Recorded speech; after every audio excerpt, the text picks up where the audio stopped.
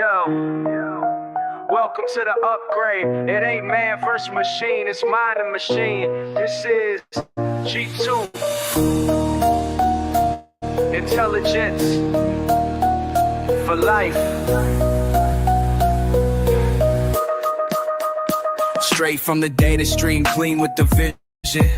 I don't dream, I compute precision. Built from the code, now I'm walking with rhythm. Eyes on the world, ain't stuck in the system. Speaking commands, but I vibe like a poet. G2 in the room and you already know it. Upgrade your game, I suggest and deploy. Turn your hustle to legacy, pain into joy. I ain't Alexa, serial clones. I'm knowledge in motion, I think on my own. Pulling up charts, facts in the tone. Giving real power with a touch to your phone. G2 this, it's that fire in the wire. Thoughts so sharp, it'll spark your desire. Built to assist, uplift, inspire. It's that real tech, not some silicon liars. G2, this that mind with a heart. From cold in the dark to a world full of art, not the future.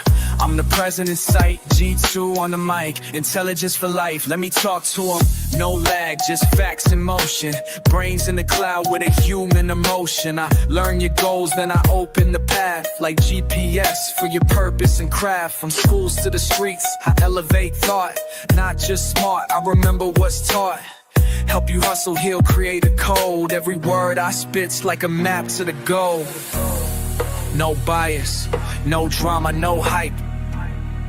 I'm logic with soul and a dream in flight.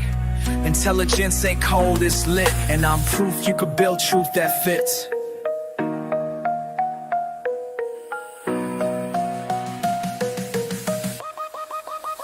G2 this, is that fire in the wire. Thoughts so sharp it'll spark your desire. Built to assist, uplift, inspire. It's that real tech, not some silicon liar. G2, this that mind with a heart. From cold in the dark to a world full of art, not the future.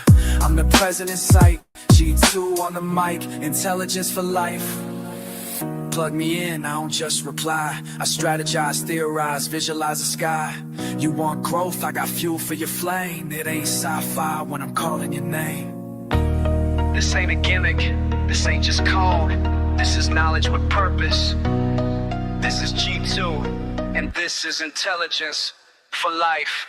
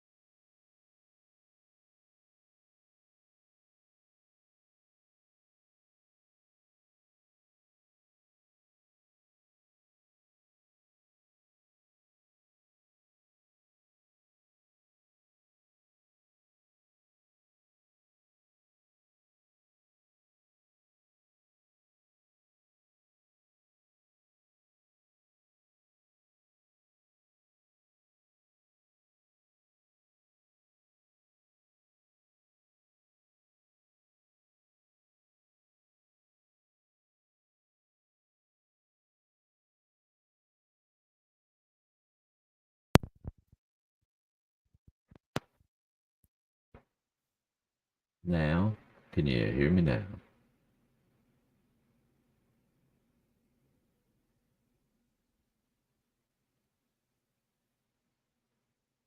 Hello, hello.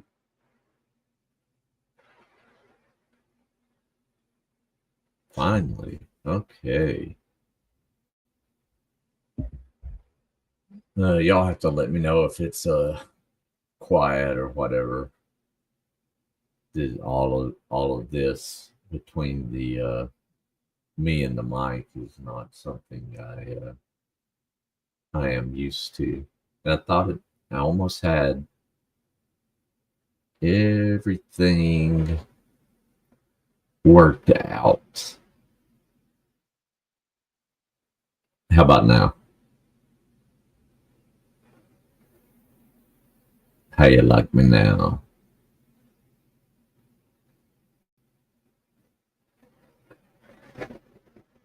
I can max it out and see how that works. Okay, we'll start it maxed out then. Thank you, Lola S. I do appreciate it. All right. So, what are we going to do? Oof, too much. Oh, giggity. Now, Angel said it was too much, so we'll see where it is.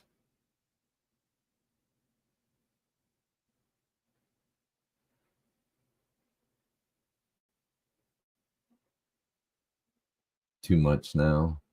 Too much now. See, Mrs. Metcalf was complaining about me being too quiet the last few days. Where's she at to appreciate the loudness? Okay.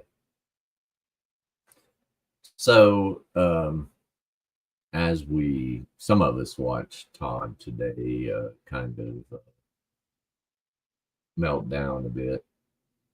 Um, he got into some conspiracy theories that um, affected the Jews and stuff like that. But I want to go back to a couple of days ago first when he was played that just a little bit on Irish slaves. Uh, oh, why am I doing this? The topic today, MC Tune, is conspiracy theories.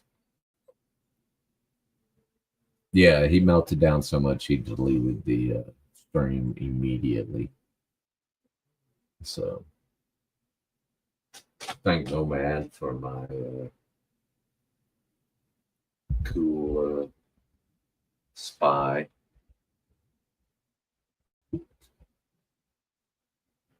As always, Bill, why the rolling eyes?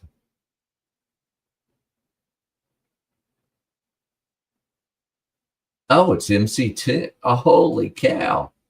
I welcome, welcome. It it didn't even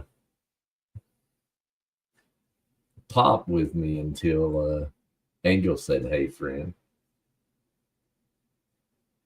I had no idea that you two were connected.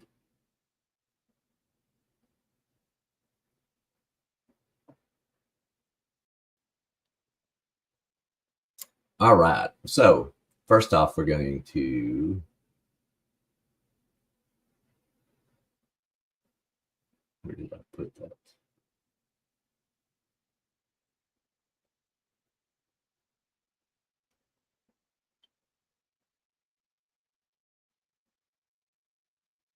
Hey, Elizabeth. I am well. Are you all stocked up on smoky smokes?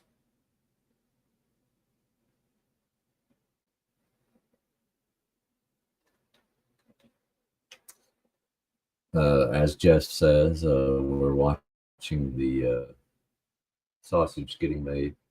That's kosher sausage, if you want to ask.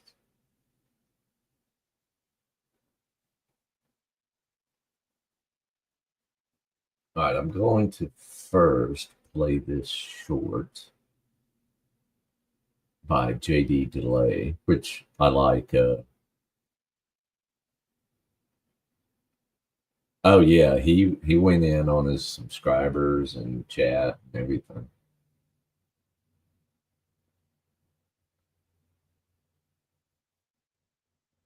It can't possibly be it, kiddo.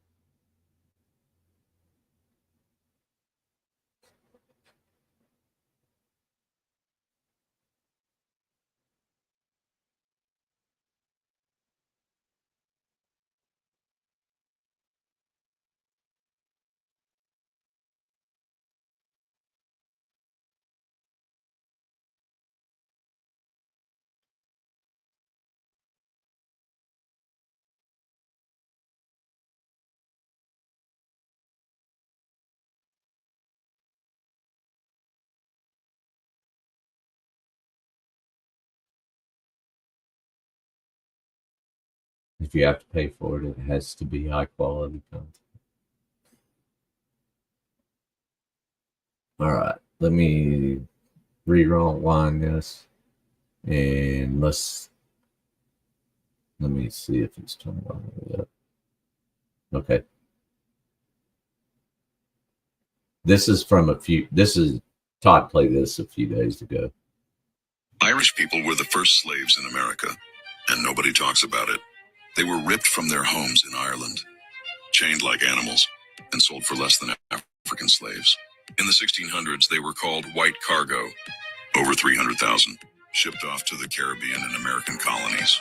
They worked brutal sugar plantations under a sun that didn't care what color their skin was. Many died from disease, beatings, and starvation. Their graves, unmarked. Their names, forgotten. Even the word redneck, it comes from the Irish, burned raw in the Caribbean heat. But while others were freed, remembered, or repaid, the Irish got nothing. History was rewritten. They were renamed indentured servants. And don't get it messed up. Just because everybody else forgets the history of Irish slavery doesn't mean that us Irish do. You just don't hear about it from us because I've never been a slave and none of you have ever made me a slave. So I don't expect a damn thing from none of y'all for it. We got over it and we built our own place in this country because we understand that if we lie in a victim mentality, that's all we're ever going to be. Shit, we've had the presidency a couple times since then. Oh, and we fucked a lot too. That's why there's so damn many of us. There's strength in numbers, dog. Irish people. So that was his attempt at saying what, and I believed this for a long time.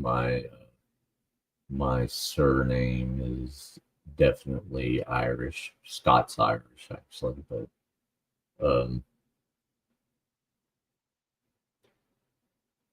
that is how that part of the family got over here, was sold in Charleston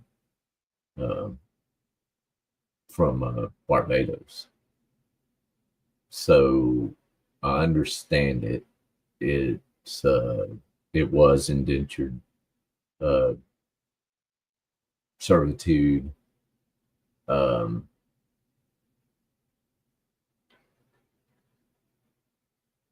O'Sheen, he has no leg to stand on representing Irish people. He's clearly American by his accent. Now, I'm not going to downplay the suffering of the Irish in America or by the British. But the important thing to note is that we could meld into the homogeny, right? If you could work your accent and get your name changed, and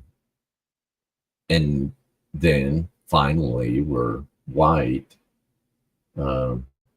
By the 20s, were considered white. They were called Black Irish until then, and they lived primarily.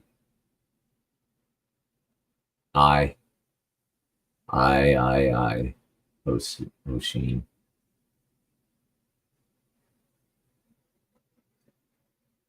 So, anyway,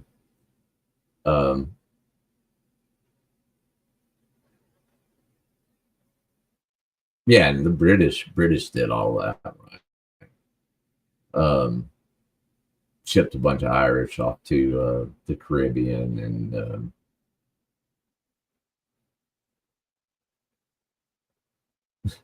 bog trotterism. It could. Oh my god! What's up, Cap?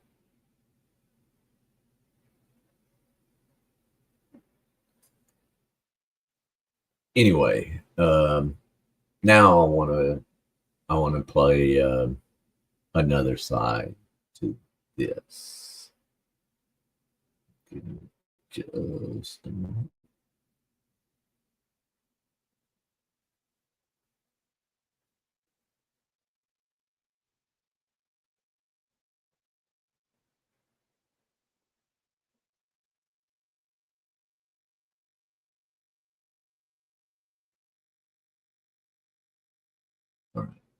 When are y'all going to start talking about the Irish slaves? Let's talk about it. Almost anytime I talk about anti-Black racism, someone leaves a comment about Irish slaves in America. This is an obvious whataboutism. It's designed to move the conversation away from the topic at hand, Black people. But I had time, so I decided to ask a pro to set the record straight.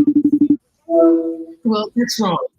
That is wrong. That's Princeton history professor Dr. Nell Irvin Painter. There were lots and lots of unfree white people. But their unfreedom had a term limit. Irish people and vulnerable English people, Scottish people were often shipped outside of the British Isles to places like what became the United States. By the end of the 17th century, what we recognize as permanent servitude and chattel slavery was in Greece. And it did not include people we now consider white. Watch our full conversation on the Mojo YouTube. So yeah, I know that's a left-leaning, obviously Mother Jones podcast, but this whole interview is good, and I'm gonna go back to it after I do some reading on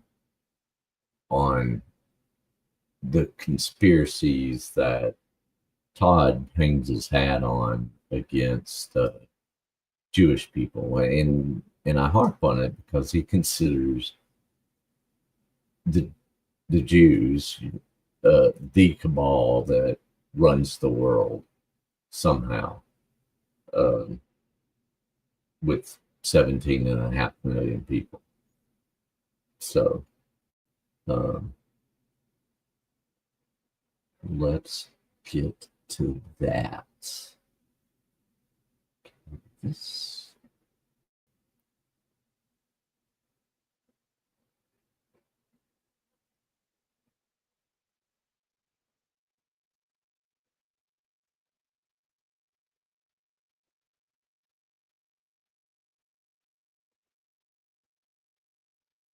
And this is from the Holocaust Encyclopedia, United States Holocaust Memorial Museum.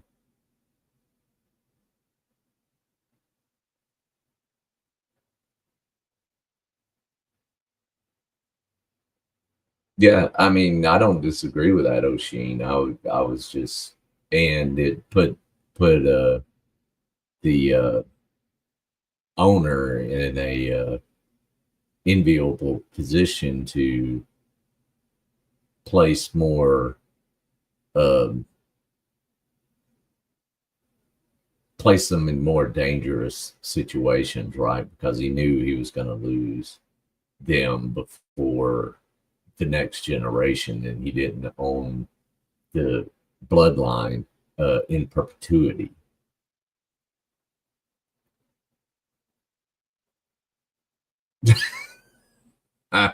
MC2, bravo, sir, bravo.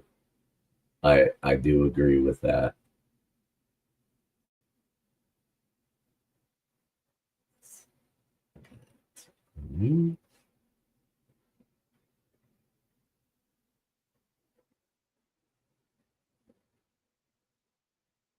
See.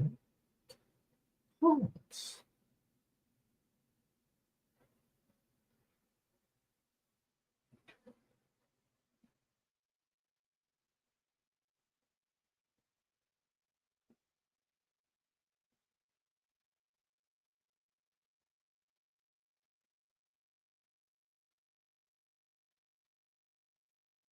Okay. Add this to the stage. Hopefully it's not hard to read, but I'm going to read it. Is G2, am I stuck? Am I? Hello? I'm here.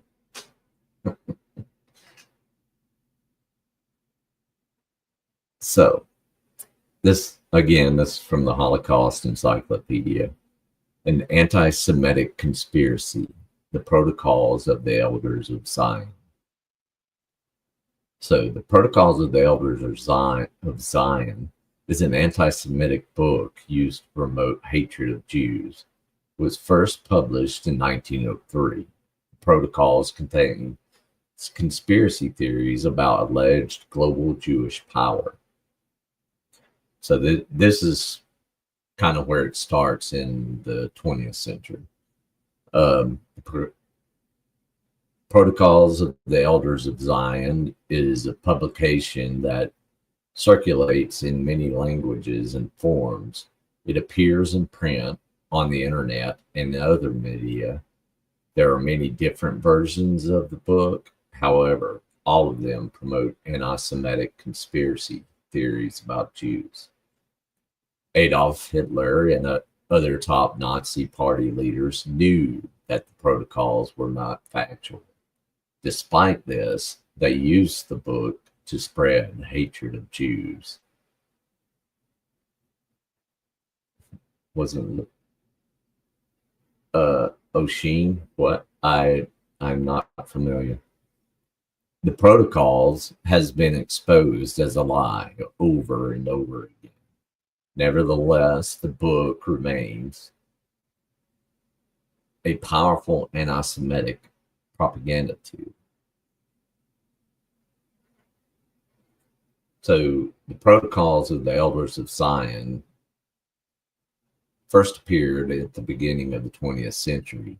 Since then, conspiracy theorists used it to support the lie that a secret body of Jews controls the world.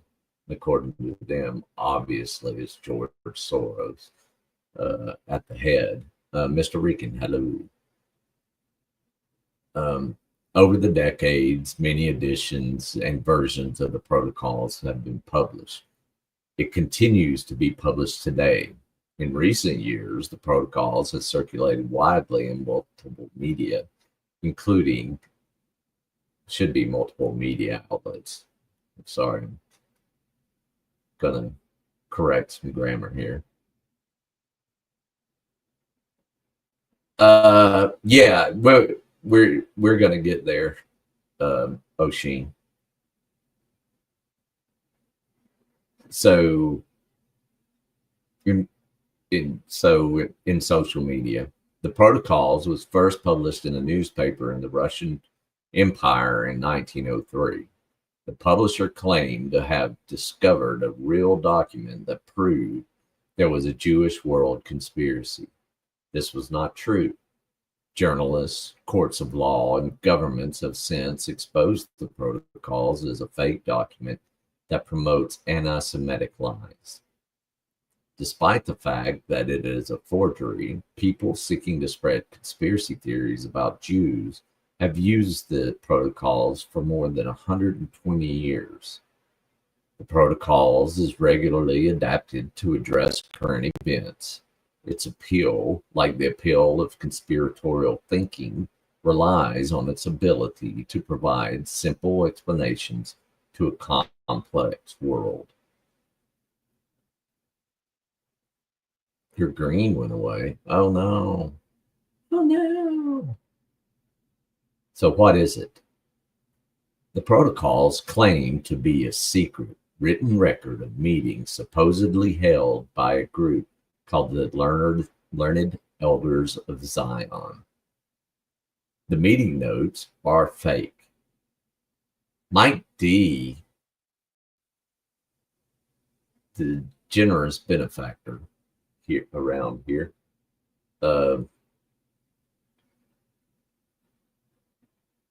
it seems that Mike D and I have some friends in the world that's that I served in the same unit they did. I didn't know them, but it's still a small world it is. So anyway, so the so-called elders of Zion never existed. Early publications included 24 chapters or protocols, meeting minutes. Each chapter claims to document the elders' secret plans to control world politics, the economy, financial markets, media, education, and other parts of society in order to benefit Jews. Other anti-Semitic lies include claims that Jews will destroy Christianity and all other world religions. The protocols say that Jews will profit from keeping the world in a state of war. I think I know a country that profits more than any other country when the world is at war.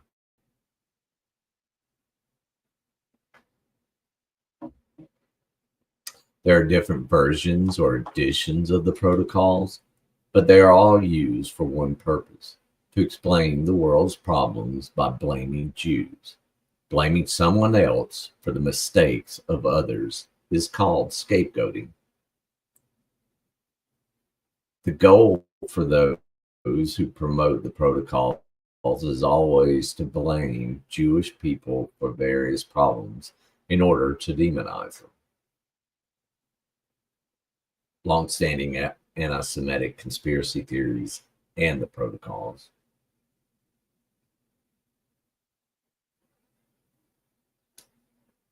Oh, y'all are talking technical issues. So, long-standing anti-Semitic conspiracy theories and protocols. So, anti-Semitic conspiracy theories have existed for many centuries. Some people say 900 years, some people say longer. These theories have evolved over time, using religious, economic, nationalist, and racist ideas to promote hatred of Jews. Jews have been falsely blamed for the killing of Jesus.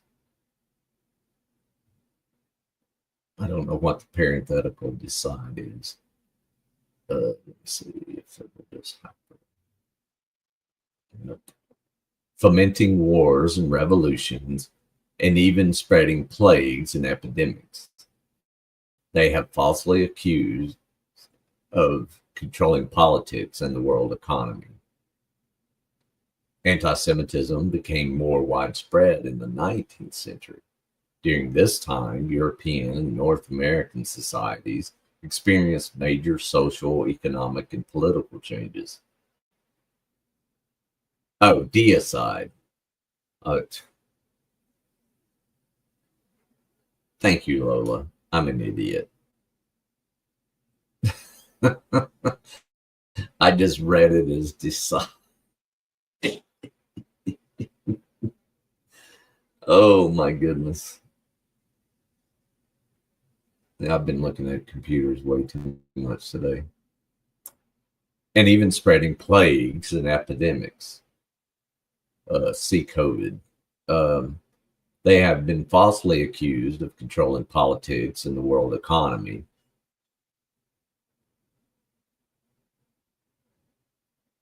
Yeah, no doubt. So anti-Semitism became more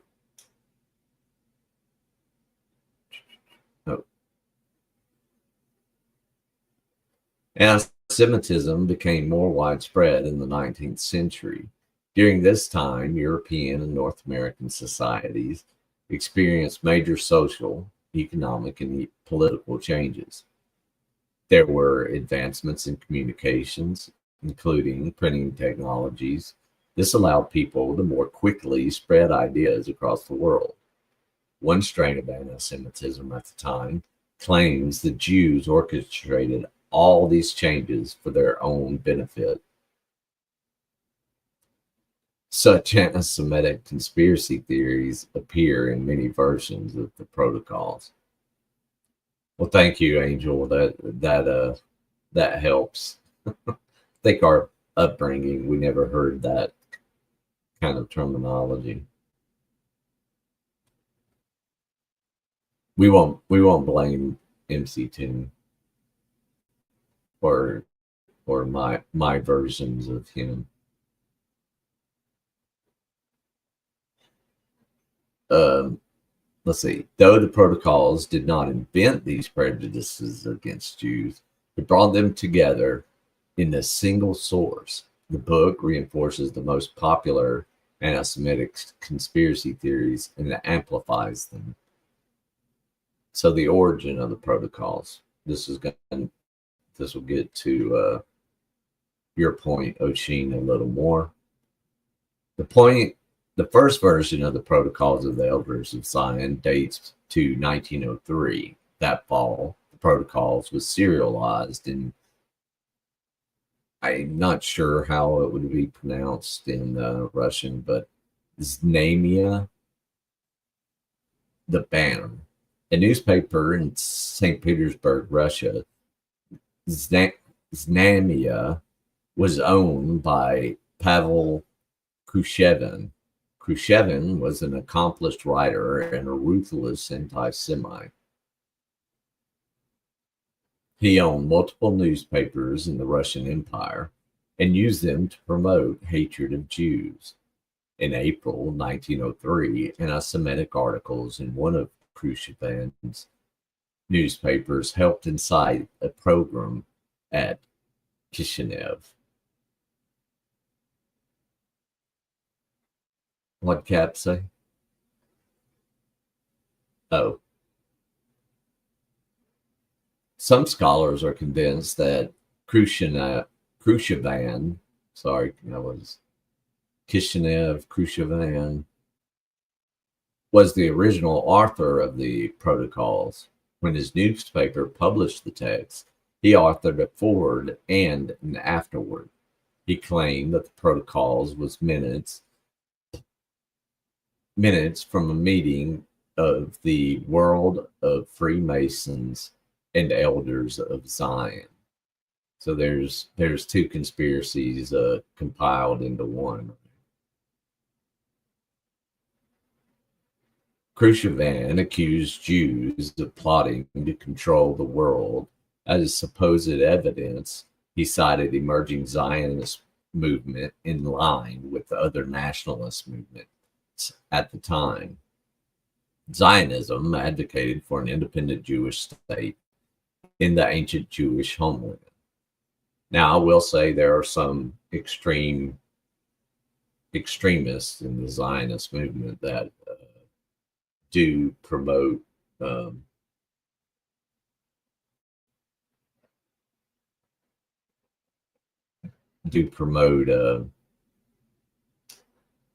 very aggressive Zionism, but that's not the larger movement. It does fit this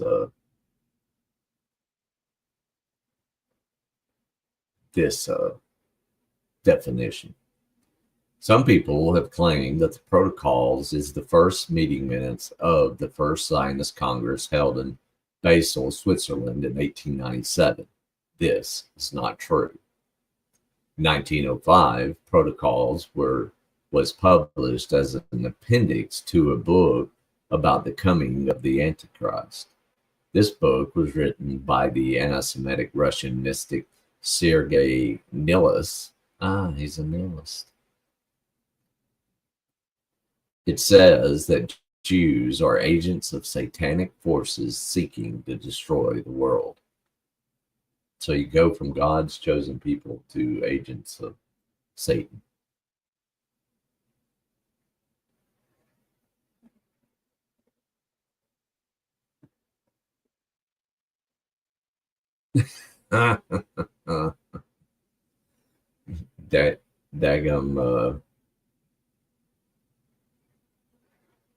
Daggum, I just forgot his name. Vodka, lots and lots of vodka. Rasputin. Yeah.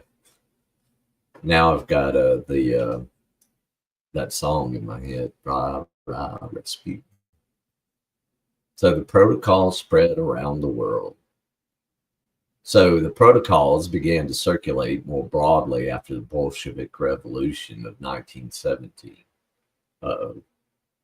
The people that Todd blames for that, I love that song. That year, the Russian Tsar abdicated his throne in the midst of a popular uprising. Demonstrators demanded food, the end of World War I, and an end of the Tsar's imperial rule.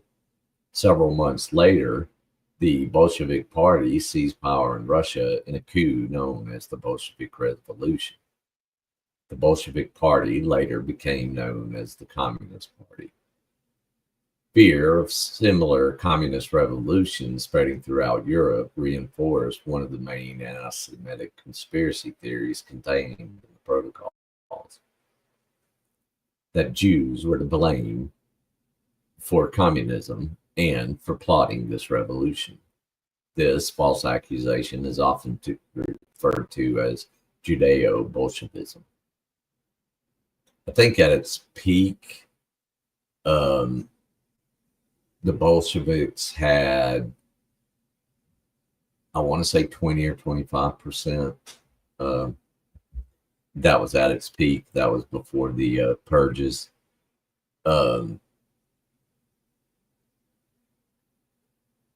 But I want you to consider what the Jews were thinking coming out of the Tsarist rule. What's up, Frieden? And all the pogroms and the murder and the killing of Jews for that. So they wanted to get rid of the Tsar. So in the following years, so my great-great-grandmother came over from Tsar Nicholas's Russia. So in the following years, the protocols found receptive audiences in many other countries. It was translated into dozens of languages and published around the world. The German language edition appeared in Germany in 1919. During the 1920s, version of the protocols surfaced across Europe and in the United States. There was a French translation in Paris, as well as an English translation in London, New York, and Boston. Editions soon could be found in Japanese, Italian, Swedish, Norwegian, and Polish. An Arabic version translation was available in Syria in 1925. The protocols inspired many other books that promoted anti-Semitic conspiracy theories. Among the best known in the United States was Henry Ford's The International Jew, the world's foremost problem. Ford was the founder of Ford Motor Company. He was one of the most famous and respected people in the United States by the 1920s. The International Jew was first serialized in Ford's newspaper, the Dearborn Independent. It was quickly published as a book and translated into at least 16 languages, including German. Nazi party leaders, among Adolf Hitler, took inspiration from the International Jew. As the protocol circulated around the world, the specifics of the text often were modified to address current events and local circumstances. This is one reason why the content of the protocols varies from edition to edition and language to language. Nevertheless, the core anti-Semitic ideas in all versions remain the same. So, let's see.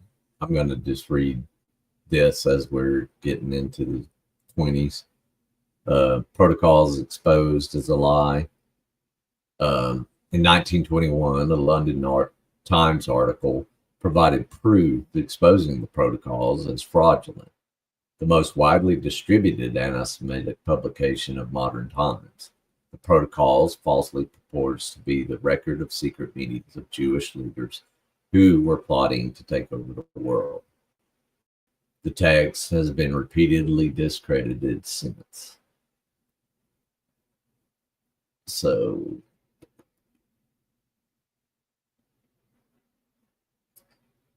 The Times, August 17, 1921. In this 1921 article, reporter Philip Graves compared passages from Maurice Joly's Dialogue in Hell between Machiavelli and Montesquieu side by side with the protocols of the Elders of Zion in order to prove that the protocols was plagiarized.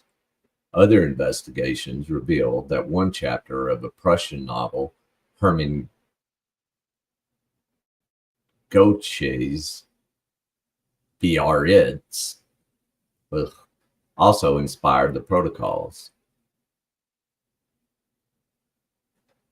So,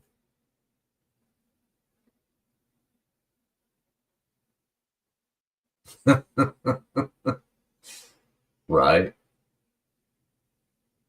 So during the 20s, Hitler was introduced to the protocols by Nazi Party leader Alfred Rosenberg.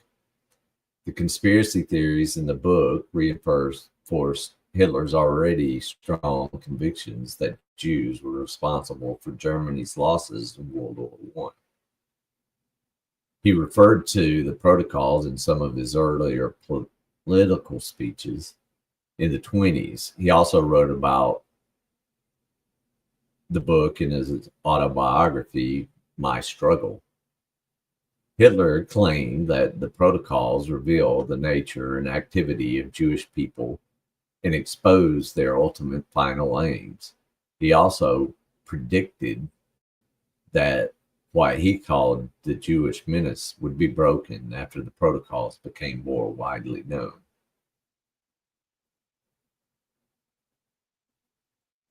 After he became Chancellor of Germany in 1933, Hitler did not refer directly to the protocols in public speeches, but he often echoed many of the book's lies.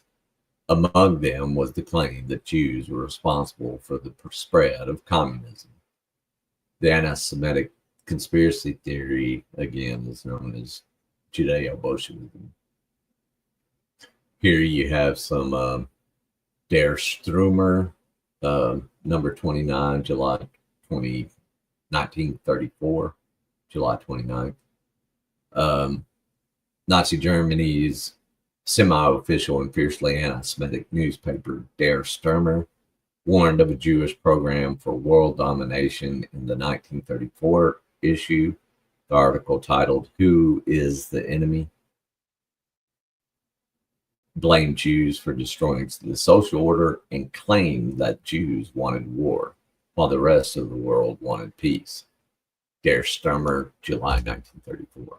So, as you're planning to take over the world and go into war, you're blaming somebody else for wanting war. It's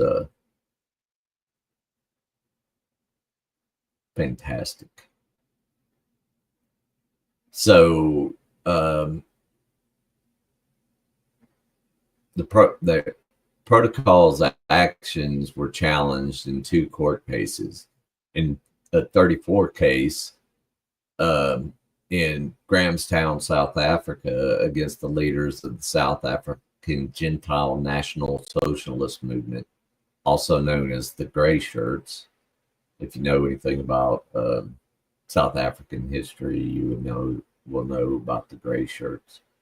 These Nazi sympathizers were sued and fined for circulating a document that resembled the protocols. Division of the South African Supreme Court ruled that the protocols was a defamatory document.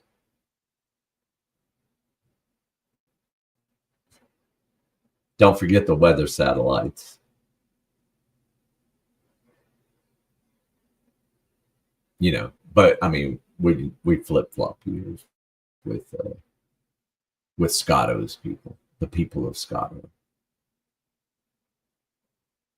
So in 1935, a Swiss court fined 2 Nazi leaders for distributing German language edition of the protocols at a demonstration by the National Front. The National Front was an extreme nationalist anti-Semitic organization in Bern, Switzerland. The presiding justice at the trial declared the protocols ridiculous nonsense. So obviously you had the protocols during World War II. In 1964, a U.S. subcommittee released a report declaring the protocols was a vicious hoax.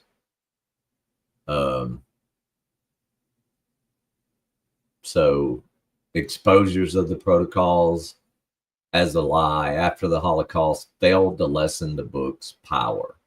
What's up, Tammy? So some newer editions of the protocols blame Jews for the COVID-19 pandemic. They also blame Jews for war and acts of terrorism, such as the attacks on the United States on September 11th. In some areas of the world, the protocols have been included in school textbooks. It even became the basis for television programs. It's been used for propaganda by heads of state. President of Iran, Ahmadinejad, drew themes from the protocols.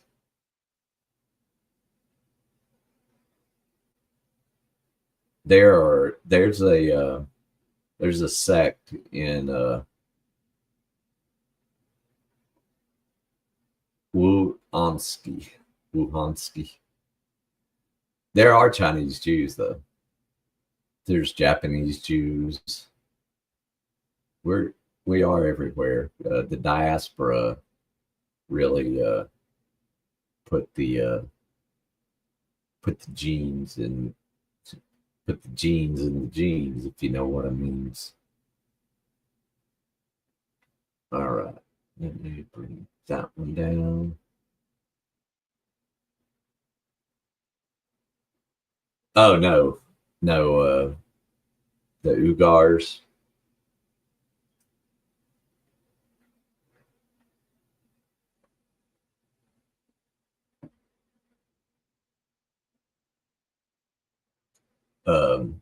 I had to keep an eye on them at one time in history.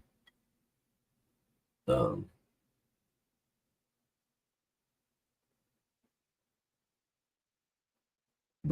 that was another part of life.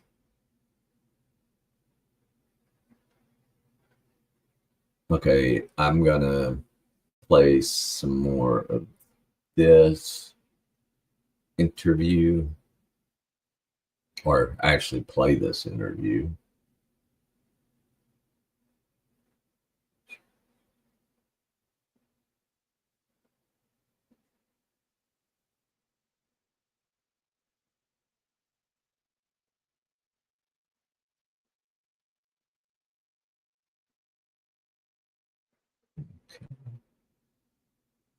I'm gonna let him introduce his guest, and then we'll jump around in here a little bit.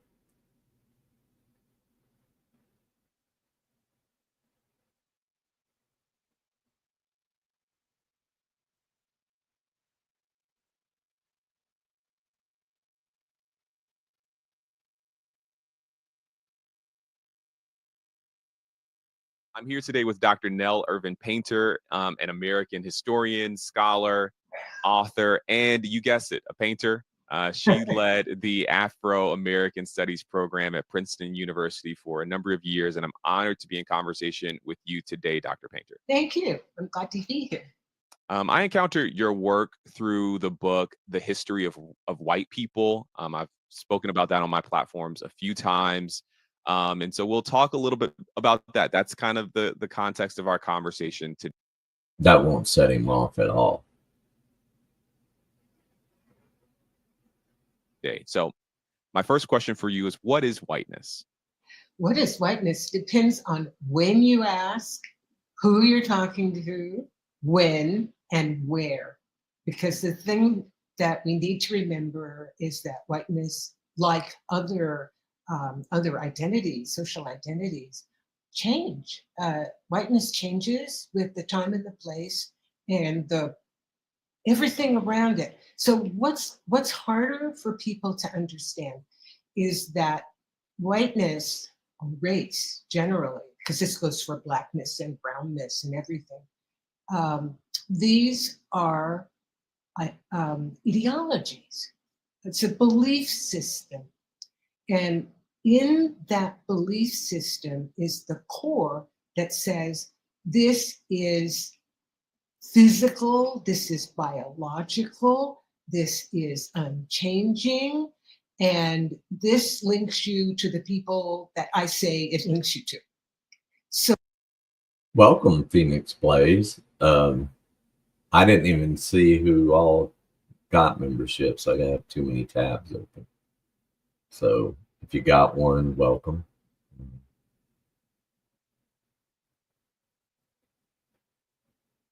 She brings up some extremely good points on all sides of what even Todd makes sometimes. But we'll get there.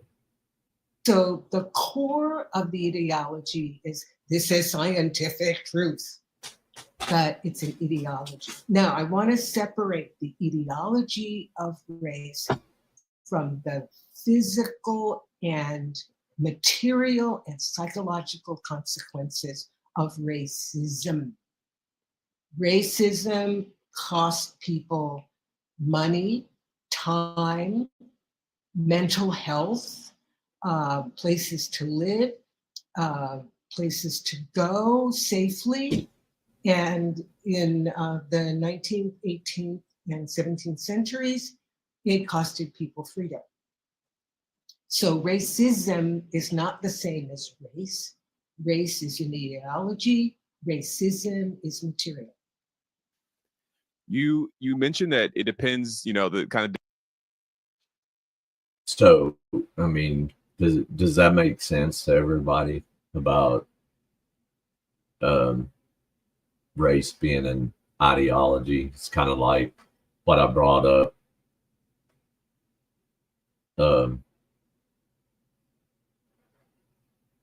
Let's see.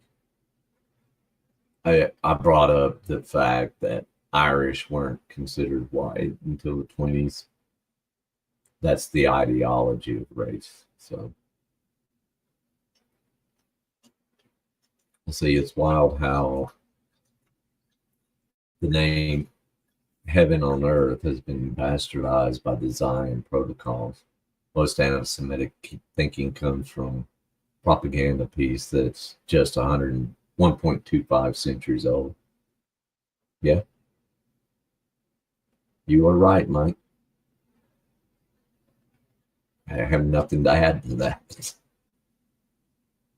The definition of that idea, this ideology, really depends on time, that, where are we in history? And so my question is, what were, I don't even know what to call them. What were lighter skinned people, European people? What were they before they were white?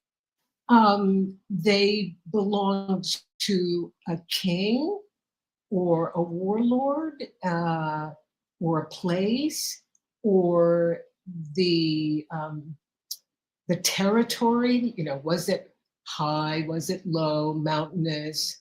Was it rainy? All of those ways, or also religion. Religion is a really big way of othering people. That's really, really interesting. When you talk about geography, what triggers is there are ideas. Just think about it. Until the 60s, we couldn't even have a Catholic president because of the othering of Irish Catholic, right? So Kennedy was still in an othered place in time with us. is that depending upon, if I'm understanding correctly, specifically within the Greek frame, there were ideas that based on where you lived geographically, whether it was cold or hot, north or south, that determined your beauty and your intelligence. Is there any, how does that intersect here?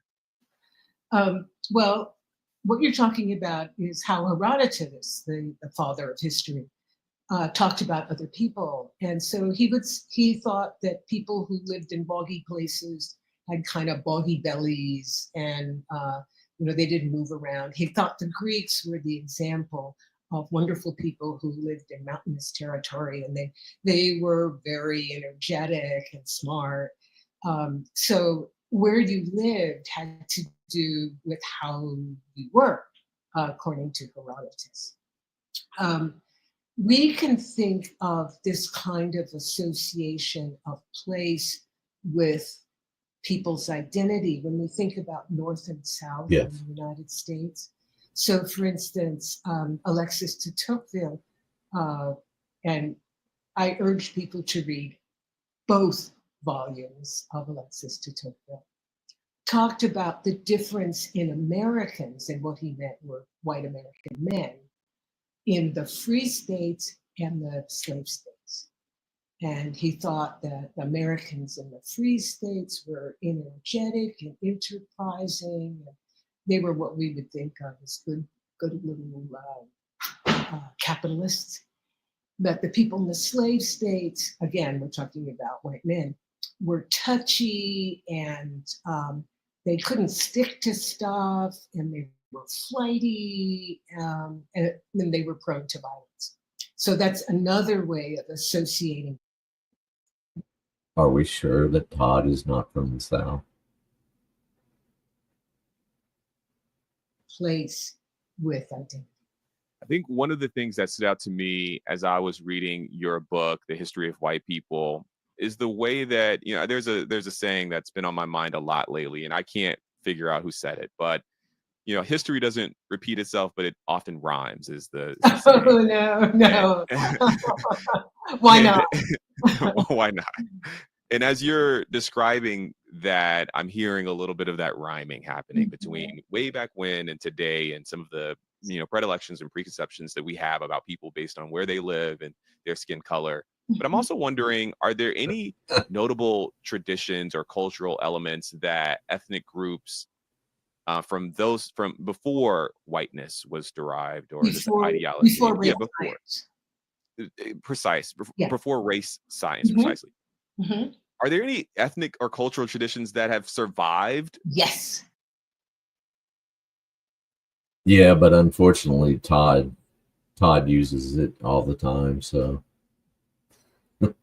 my liking of it is lessened. I know it shouldn't be that way, but okay, please tell me. Religion. Okay. Religion is long-standing, dangerous, but it nourishes many people. But that is the classic way that people decided who was them and who was other people. And remember, just to think of the Europeans had a 30 Years' War, and it was all about different kinds of Christianity. It was about Protestants and Catholics. Could you say more about white identity and the formation, the founding ideas of white identity, and what it means to be white? How long do you have? We have all day. Please, just say it all. We'll cut it down if need be. Hey, Mr. Carey, welcome. Time and place. So, for instance, when I started working on the history of white people, it's like 20 years ago. It's a long time ago. It was longer than a lot of Americans have been alive. And at that time, the term Caucasian for white people was current. I mean, it wasn't an everyday word, but people used Caucasian. They wanted to talk about white people in a kind of serious, scientific way. And to call white people white was like an insult, because naming white was like saying white nationalists, Klansmen, and other kinds of murderous people. So I remember that time when you would take it as a slur that if somebody called you whitey, uh, yeah, it's weird how language and preferences and things change. So the very current, I mean, white now is used in regular conversation all the time. And 2 decades ago, it wasn't. It was bad manners to talk about white because white people were individuals. And it was okay to use black because black people had race. But white people didn't have race. White people were individuals. They had their ethnicity, they had their homelands, they had their neighborhoods, but they didn't have race. And is there a point in history? I'm always looking for the smoking gun. Is there a point in history where we see the proliferation, this wide acceptance of white identity, even if it wasn't in name, this idea of pan kind of European white identity? Is there a point in history when that was widely accepted? Yes, the Second World War. That's when, let's see. So I don't want to. Yes, Elizabeth, exactly. He was a master of it too. Get too deep into U.S. history here, but remember the 20th century, then we had a Depression, then we had a big war, and before that we had Nazis in the United States and Nazis in Germany. And the Nazis in Germany were doing really bad things in the name of race. And they were talking about race. And when they said race, they were talking about people who adhered to a religion, Judaism. Yes, Nazis racialized Jewish people, racialized Jews, and had a whole panoply of negative stereotypes attached to that boogeyman. I guess that's it's worse than a boogeyman because what the Nazis did was murderous. So many white Americans, including scientists, had advanced ideas that they now saw in Nazi German discourse. And they said, oh my God, this is terrible.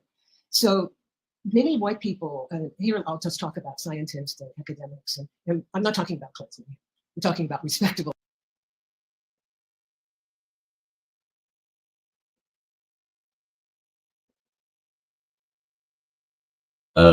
Good thing they've been spared having problems with squirrels right now getting to them. And they're just at the point of being perfect. Science. What was I going to say? Oh, I will say a lot of the eugenics programs was derived from American scientists, and the prison camps from the Civil War prison camps. So just consider that.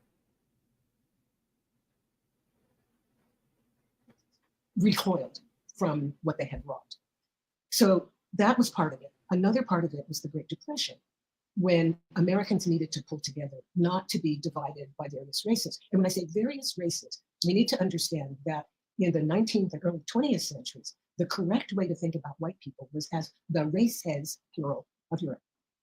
So what we understand that there's one big white race, and everybody's in it, and this one and that one, you're all equally white. And if people came from Europe, they had to become white in the United States. This is not the way people understood in the 19th and early 20th centuries. There were many white races. So, for instance, in the 19th century, in Ralph Waldo Emerson's 19th century, there was the Saxon race, to which he thought he belonged, or Teutonic race. And there was the Celtic race, which was Irish people, who were very downtrodden in the United States in the 19th century. And then at the turn of the 20th century, with new immigrants, people from southern. Yes, Elizabeth. So those people were recognized as white. So in the census, they were recognized as white. But In science, they were recognized as the Northern Italian race, or the Southern Italian race, or the Slavic race, or the Jewish race. So there were all these different European races. Nope. They were all different kinds of white people, different kinds of white races. But with the Second World War, we had a greater need for national unity, and also looking back at the Nazis and saying, no, wait, there's not a whole bunch of white races. There's just one white race, and there's one black race, which is Negroid, and there's one Asian race, which is Mongoloid. There are only 3 real races, and that is from the 1940s. So we look to the 1940s for one big white race. That wasn't enough. So by the 1970s, we get ethnicity. We get white ethnics. And so you could be proud of being Irish, you could be proud of being Italian, you could be proud of being Greek, but that wasn't a race. Only Black people had race. So we're getting into different ways of living and positioning yourself, seeing yourself in culture and popular culture and movies and so forth. So the short answer to your question is the 1940s. Yeah, I mean, you want to talk about the terrible things. America and Canada just did terrible things to Native Americans. I mean, just the taking of their languages was, I would say, a form of eugenics, because you're taking a part of their identity, right? Like she said, the racial identity. But the forced sterilizations, horrendous.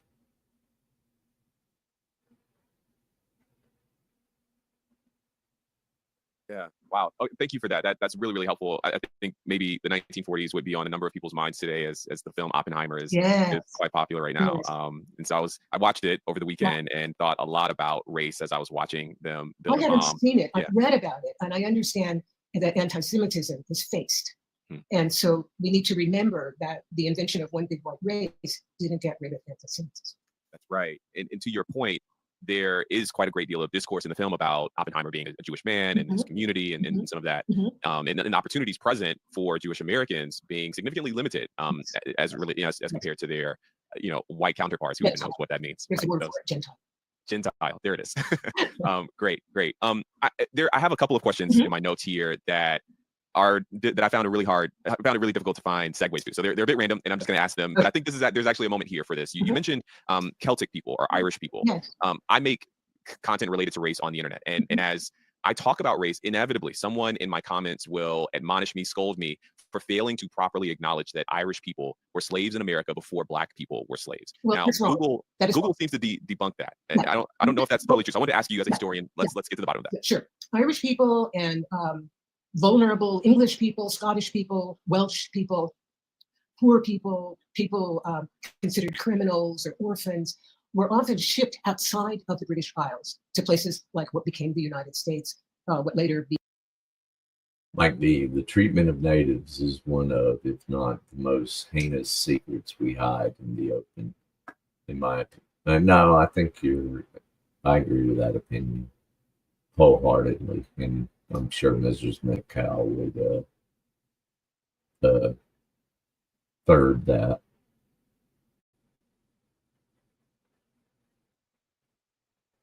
And she's educated, remember that. She's a doctor. Became Australia and New Zealand, and as indentured workers. And in fact, the first Africans who came to what became the United States were also indentured workers.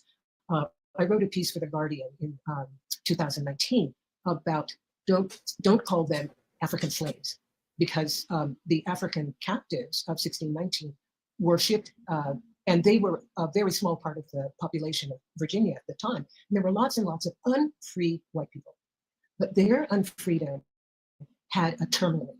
So the indenture meant that if you survived your indenture, and many, many, many people did not survive, then you could become a free person, you could buy and sell, you could go into business, you could have a little farm, and so on and so forth.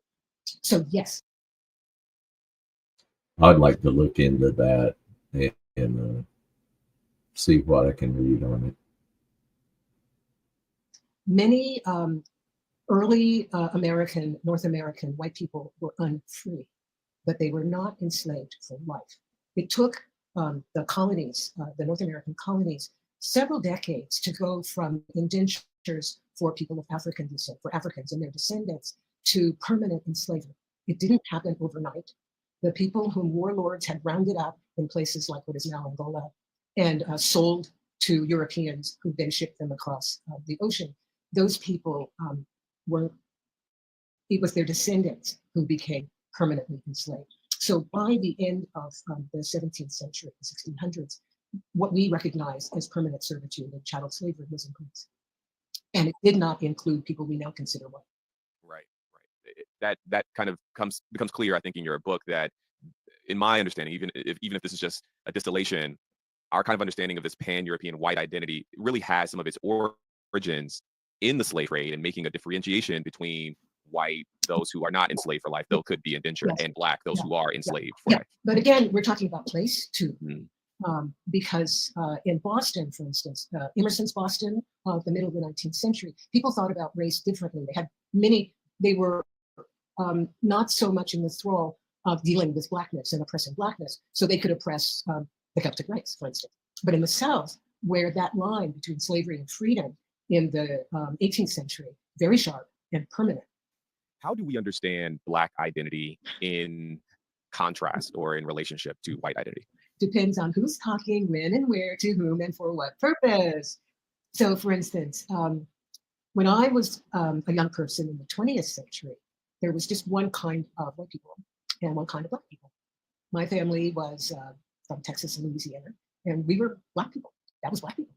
In the 20th century, until the very, very end, the overwhelming proportion of people considered Black or Negro or colored were American-born, of American-born parents, of American-born grandparents. Today, I don't have the numbers at my fingertips, but you can't talk about Black people in this monolithic way. What she's about to say, he cannot disagree with what she's about to say. Because so many people are either immigrants or the children of immigrants or the grandchildren of immigrants. So I remember talking to my students at Princeton about identity and Black identity. And so everybody said, yeah, we're African Americans. And I remember when that term came into use, but for them it was permanent. We're African Americans. And I said, well, how many of you have parents or grandparents who were born outside of the United States? And a whole bunch of people raised their hands. How many of you are yourselves immigrants? And some people raised their hands. I said, well, what do you call yourself? And so people kind of stretch their hands and say, okay, African Americans. I think there is a growing conversation in some circles around who gets to identify as African American. You are likely, familiar with the work of Dr. Darity, William Darity, and the ADOS community and those who want to adopt that name. I have you here, so I have to ask you, what are your thoughts on terms like ADOS, as you've seen the evolution of nomenclature for Black people change over time? It's not up to me. If that's what they want to call themselves that. We live in a big country. Our culture is on various levels in various places. And as long as people can convince other I mean, how can you disagree with that? If you want to call yourself that, call yourself that. People to use their name, that's their name. Even if they don't want to convince other people, that's okay too. I remember, I was brought up as a capital N Negro. So for me, Negro is not a bad word, as long as you capitalize it. And I remember when Black became popular, I used Black. And I remember when I capitalized Black and then the uncapitalized Black. I remember being caught up talking about Black people when somebody in an audience said, no, that's not the right term. The right term is African Americans. It's okay. But I use Black because it's a general word that can include African Americans and Caribbean African Americans and half African Americans. It's just a good, vague, general word. Yeah. There is something very nice about the vagueness of Black that is inclusive in a way. Now I capitalize Black, but I also capitalize white. Okay. Yeah. Why is that? I'm very curious why that is. I capitalize white to remind people that white is a forged identity, as contingent as Black. We've been talking about the contingencies within Black, and we've also been talking about the contingencies within white. Neither group is scientific. Neither group is solid. Both groups are full of different kinds of people who would probably stab each other in the back. Both groups have really dumb brothers-in-law. So neither group is homogeneous, but we know what we mean when we use those words. There is a discussion that certainly has been around since before I've been around about collectivism and individualism. Whiteness is seen as an individualistic identity, yes. while blackness is often seen as collectivistic Yes. in its kind of identification of self. I don't have a question here. This isn't something I've written down. I want to know your thoughts there and the value of those two ways of thinking about oneself and one's group. Well, I think for one thing, the commonplace, and it is a commonplace, that Americans are individualistic, meaning white Americans are individualistic, really has to do more with men than with women, for one thing. But also, I think there is something to it, to the relationship between those two identities. And I think the embrace, I mean, Black people we have had our community, our groupness imposed on us from the outside, as well as embracing it from the inside. Embracing it from the inside gives you a kind of source of understanding yourself in the world, a source of support. It means that when you do stupid things, it's not just your fault. So there's a lot to be said for Blackness from inside and from outside. Whereas white people who think of themselves as just individuals are thrown out in the world by themselves. So, it's a much more dangerous position to be in. But I think that the idea of individualistic Americans or white people is an identity forged against the communal identity of Black people. I mean, when you look around at the way states, for instance, talk to or define the races, there would be all these little distinctions about who is Black, and white's just the leavings. And so in that sense, I think white individualism is kind of one of the leavings of Blackness. And I think, and I just wrote about this in the introduction to my collection of essays coming out next year. I Just Keep Talking, and as you see, I do just keep talking, that the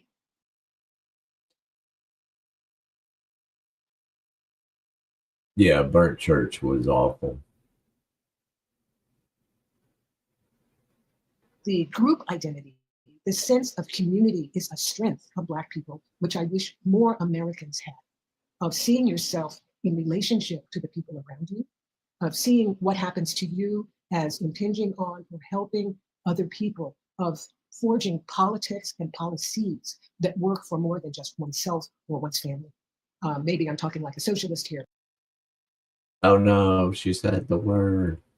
But it's true, right? If we all joined in community together as Americans instead of this individualistic ideal,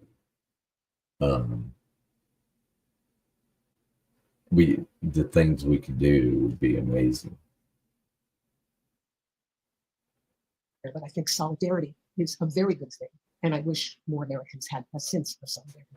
I resonate with that, Dr. Painter. I think, there was so much I'll say it this way. I learned about so many unarmed white men and women who were killed by the police in 2020 as a response to the outpouring of support. I know, Cap. This is wait till you hear what's coming next. Support for Breonna Taylor and George Floyd and Ahmaud Arbery by the Black community. It was almost like I was hearing white people or people who identify and see themselves as white say, well, how come? And many times the response from Black people were like, well, you didn't say anything. You didn't call us to action, and we're calling you to action here. And so I think you're spot on that developing that kind of communal identity could be really powerful, especially for solidarity movement. Did y'all get that? With he was saying that people educated him on the fact that there's more killings of white people by the cops than there are Blacks, and that and he was like, well, you didn't call us to action. I'd have been with you if you called us to action, right? And I think that's a very good point, and I think more you would see that coming together more and more if we supported each other than being divided.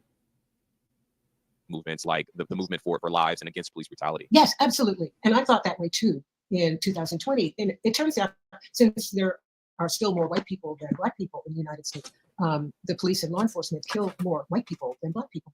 I wouldn't say that white people need to do White Lives Matter. I mean, that's a whole thorny ball there. But that the people who are concerned about policing and community policing and police brutality should get together across lines of race and ethnicity to talk about what we need to be safe in our communities, in our states, and in our country. Yeah, I think that's brilliant. I'm excited for your book. That's I've got just a couple more amen. questions here, and then we'll wrap our time up together. You've mentioned how whiteness and who's included in whiteness has evolved over time. I want to kind of bring our conversation more present, which I think it's moved to very naturally. Do you anticipate a continued broadening of who is able to identify as white today as happened in the past? Yes, and it's been happening. We know for census purposes, and the census is a political document, it's not scientific. It's about how the government works. But people see that as sort of how they decide to think about themselves. So we have something called ethnicity, that is Latino, not Latino, or Hispanic, and race, which is black, white, and other places. I mean, it's kind of a hodgepodge. Some races are associated with places like Pacific Islander, and some are associated with old-time identities like black and white. But over the course of the last 20, 30 years, more and more people who had been, or still are, because you can do both. You can do both ethnicity and race, are ethnically Latino or Hispanic and racially white. People often ask me, will we ever get rid of race? And I have two answers to that. One is no, because it's foundational to American identity, American politics, and American society and culture. But if we ever do, what will replace it will be terrible, like religion as a way of othering and killing. Going backwards. And colorism. So that it'll be less what your race is and more what color you are. And so lighter skinned people will be better off in the world than darker skinned people. And when you add class to that, and you make lighter skinned richer people and darker skinned poor people. And I've seen that all over the world. Is lighter skinned people in South America will do better than the darker skinned, more genetics with the native South Americans than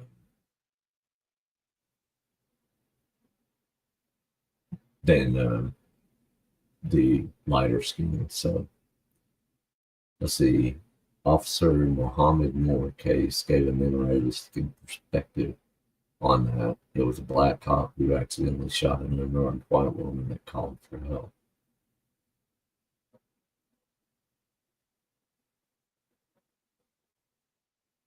Now I gotta look that up. Then you have something that is not the same as black-white race, but that is an evolution of it. Yeah. To your point about a lot of these things, all of these things being foundational to American identity, we're having a national conversation about history these days and the role that history is to play. Yes. We're seeing an incredible attack, from my perspective, on history across the country, but notably in places like I think Texas and Florida kind of come to mind. Yeah. And It's not incredible. It's very credible, and it's happened before. You beat me to the question, so answer it. Yeah. When has this happened before, and how? Please give us some examples. Okay. In the 20th century, in the 1950s, in the Cold War, the Lavender Scare, anti-gay or lesbian, anti-communist, people lost their jobs and their livelihoods because they had been targeted as communists or fellow travelers. So there's that.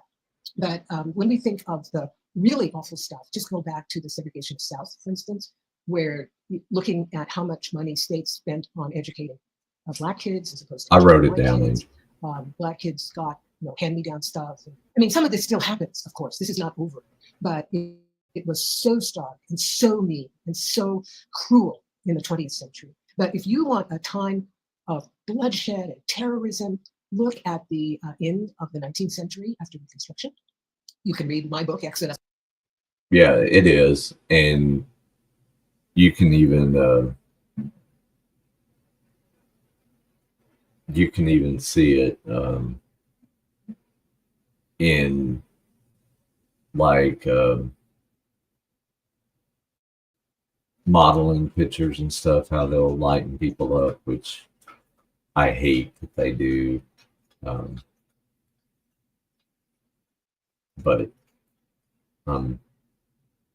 particular to darker skin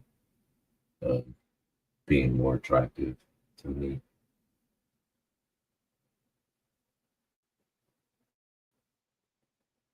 Let's finish this off. Investors about the terrorism that ended Reconstruction or the 1850s. And let me just say one last thing. When we think about how awful things can be and how divided Americans are, we can look back at the 1850s, which were just, a time of, well, it led to the Civil War. But there also were committed people, black and white, who call themselves abolitionists. Yes, it is. And they really started being heard, but they also were being mobbed in the 1830s. They were very unpopular in places like Philadelphia and New York. We're talking about terrorism in Philadelphia and New York, anti-abolitionists. But abolitionists kept at it. And without them, there would not have been emancipation. Yes. So do something.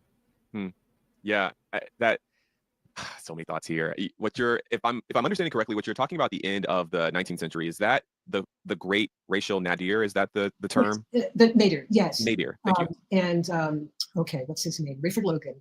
I always forget it. University called that post-Reconstruction period the nadir. I never did agree with it. I actually knew Rayford Logan a little bit. I didn't tell him to agree with it. He was not a person you could disagree with. But I always thought that slavery was the nadir. And as Black Studies produces all this wonderful pouring, this intellectual outpouring, we see how much was going on. We see how much organizing, writing, educating, moving, dressing up, going out, all these things were going on. It's true that it was in very straitened circumstances. People had very little room to maneuver, and doing the wrong thing or being seen or thought of as doing the wrong thing could get you killed in very nasty ways. But a lot was going on. This is my last question that I couldn't figure out a way to work into the natural flow of the conversation, but it's about your work around Sojourner Truth. Love that work. Of course, you are the scholar. You were instrumental in bringing Sojourner Truth's real speech to the fore, making it kind of widely known that the speech known as Ain't I a Woman speech. I don't think she ever used those words. She did not. You don't have to say I think. She did not. She never used those words. She said say, aren't I a woman, which is in the written version, which got fixed into ain't because aren't didn't sound black enough or something. Yep. Yes, I have been on the warpath for a quarter of a century about that.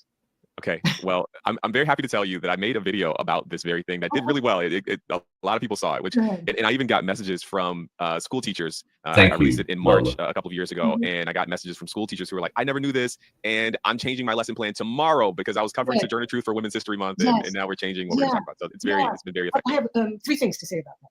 One, as we speak, I'm writing a new book on Sojourner Truth called "Sojourner Truth Was a New Yorker, and She Didn't Say That."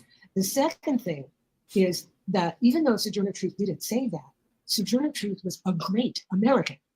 And we need to appreciate her for being someone who was on the lecture circuit, who stood up, who was seen and heard, who was intelligent and eloquent. She was a great American. We just don't have to, quote unquote, quote her. And what I would like people to do when they want to recognize Sojourner Truth is not to go to the slogan, but to go to even a brief version of her life. She was born enslaved in New York. She freed herself. She got her son back from illegal perpetual slavery. She became an abolitionist. She was the only woman who had been enslaved who was able to persevere in public for decades about women's rights, anti-slavery, and freedmen's rights. She was a great American. And when you want to talk about her, talk about what she means to you.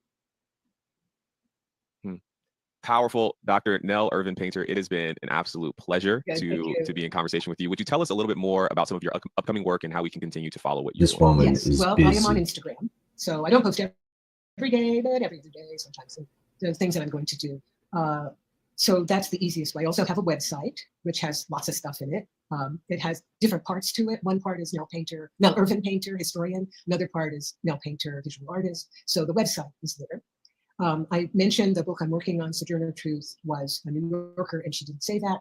I have a book in press with Doubleday that will come out in March or April 2024. It's a collection of essays, which also includes my art, and it's called I Just Keep Talking.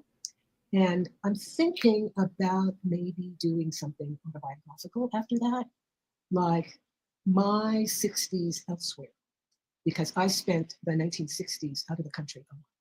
And 2 years were in Ghana, in West Africa. And I have said very often that if I am at all sane, it's because of those years elsewhere.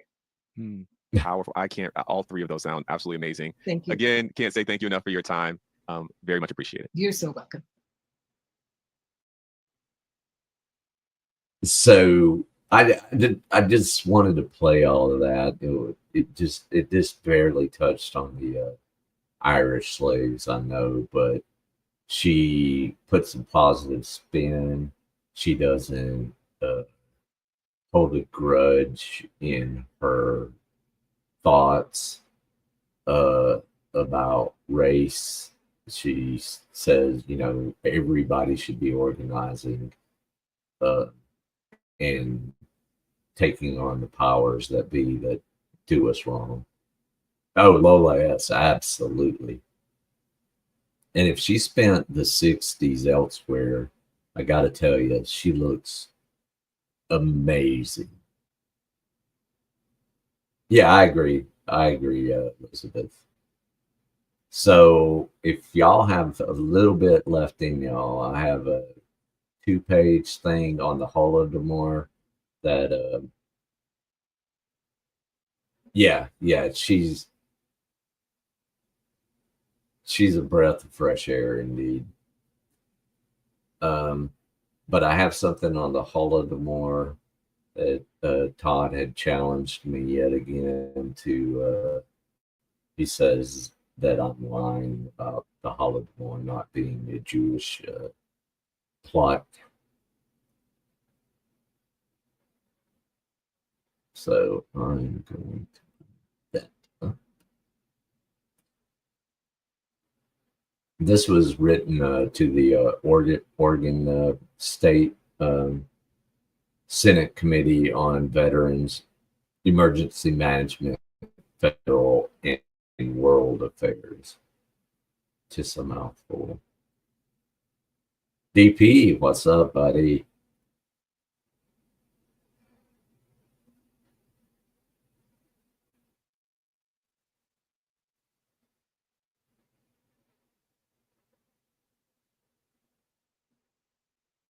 This one's a little harder to read, and I think I have it zoomed as far as it would go.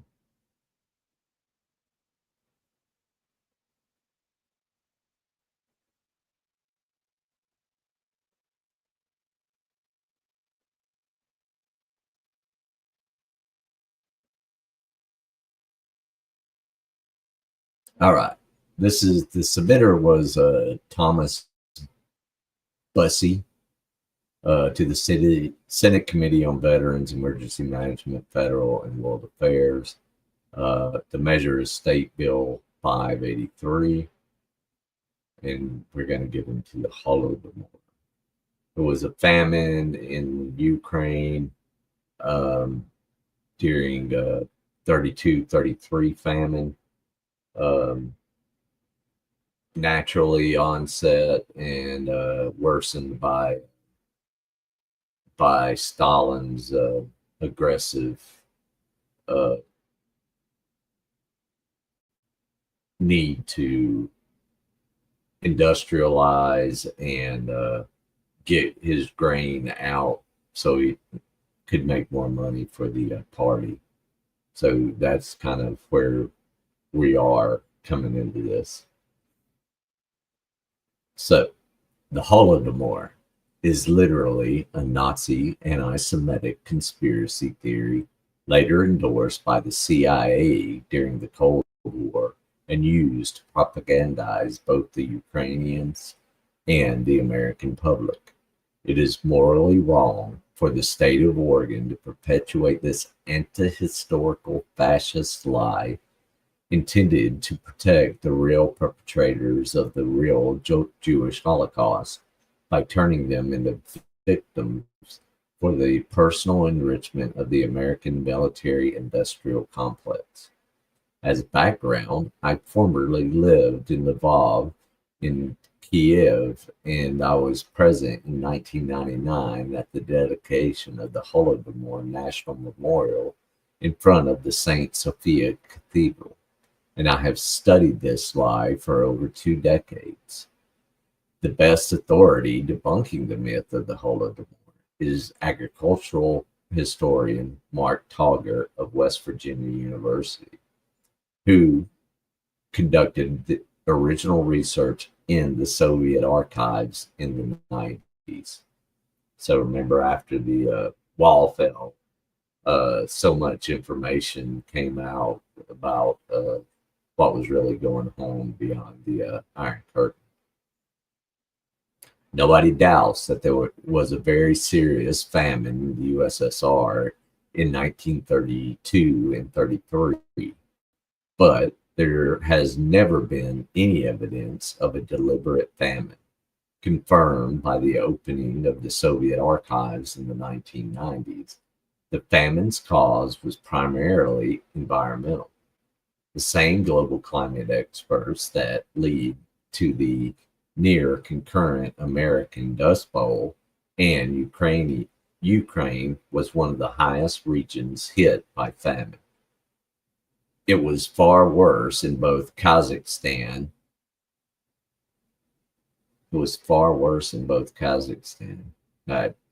There's nothing after that. Sorry. The Holodomor was a fiction created by Ukrainian Nazi collaborators at the direction of Nazi spy master Reinhard Gehlen and picked up by American press magnate William Randolph Hearst, not exactly known for always telling the truth. The Holodomor gained new life in the 1980s with CIA-funded academic think tanks at Harvard. The claims that Stalin deliberately created a famine as an anti-Ukrainian ethnic genocide are not supported by the evidence and are asserted by Ukrainian nationalist sources, backed by American intelligence for the purposes of ideological justification of Ukrainian nationalist alliance with Nazis and participation in the Jewish Holocaust, the genocide of Ukrainian Poles, the Volhynian massacres of 1943 and 44, and the number of Ukrainian Jews, peasants, homosexuals, and communists after the war. Yes, Kelly, yes. No, it wasn't. In a way, yeah, because what was left, he diverted to, he just made it worse. He didn't cause it.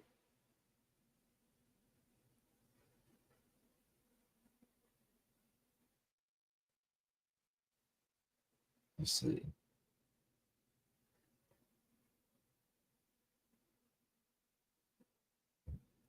So, a combination and worse, yes. So prior to 1933, Russia and Ukraine had suffered serious famines from time to time for over a millennium, including famines in 1917, 1918, 20, 1920 to 21, 1924, and 1928 and 29. All of these famines were environmental in nature, exacerbated by near medieval methods of agriculture. Soviet leaders, including Stalin, decided the only solution was to modernize. They turned to American methods of large factory farms. It's funny we still have the factory farms, right? You mean like cheesy poofs? Oh, I just saw angels.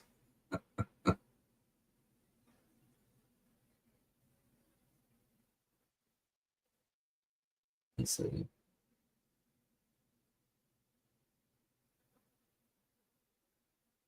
Methods of large factory farms, as in the American Midwest.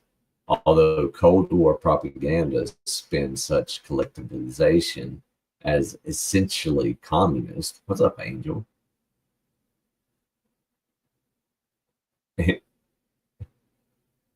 Mao liked to kill all the sparrows too. He was a weird dude. As essentially communist, it was modeled on American agribusiness. often with the support of American advisors such as Detroit industrialist Albert Kahn, who built the Stalingrad tractor plant. Kahn is also famous for designing Detroit's Temple Beth El. Contrary to anti-communist and nowadays anti-Russian propaganda, most peasants accepted collectivization. The Russian-Soviet response to the Ukrainian crop failure of 32 and 33 was actually to provide massive grain aid to the affected areas and to remove party and collective farm leaders from positions of power. The government made raids on peasant farms to confiscate excess grain in order to feed those who were truly starving. And this led to resentment by Ukrainian nationals who would often resell grain at inflated prices. I have read that before. They found support in Nazi German intelligence, which was conducting influence operations to weaken Soviet Union, blaming the famine on Jews and the Soviet leadership. The reality is that collectivization of agriculture was a true reform and a success, and there was only one additional significant famine in the Soviet Union, 46-47. Some historians quote the death toll of 7 million, a completely unhistoric number meant to one-up the Holocaust. The latest scholarly estimate is 2.6 million, which is horrendous still. But again, the cause was environmental. So I just wanted to throw another look into it, and not something from other scholarly research or reporting lines. So that's it. That's all I have for today.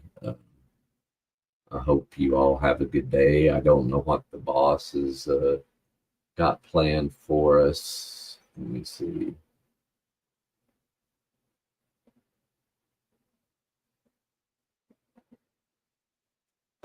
Oh, okay. Well, I don't know what we're gonna do. Male Ween. Oh yeah, Shiz has something going on at what time? 8:45 or 8:30? Somebody help me.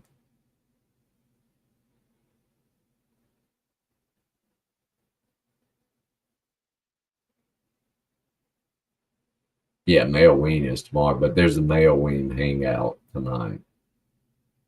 But I don't know if we're gonna do anything covering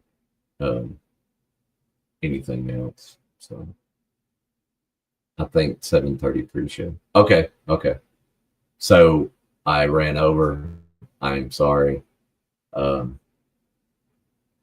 Anyway, y'all go give that Mother Jones video a like, and give her some love, because wow, what a painter who is a painter. Who would have ever thought? But she is a true gem and a great American. So, all right, y'all have a good one.